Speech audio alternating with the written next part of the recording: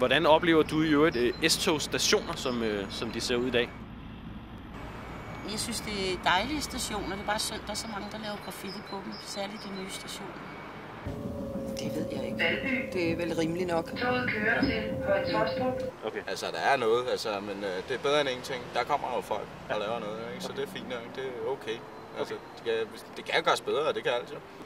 Ikke specielt rent. Og ikke specielt også automat med billetter og sådan noget kan være rigtig svært at få fat i, hvis ikke du har mønter. Og der er nogle steder, hvor det kan være rigtig, rigtig svært at komme til. Ikke her i Københavnsområdet, men når du kommer lidt ud. Altså, jeg synes, det er okay, men nogle gange kan det være, at der er lidt beskidt ind i toget. Altså, ellers er det okay. Altså, jeg synes, folk er nogle svin, når de sætter deres cykler. Ja. Men nogle steder mangler der altså også stativer til cyklerne. Ja. Jeg synes, det er for tit, at elevatoren ikke virker, og så er de altså faktisk ret ulækre mange steder.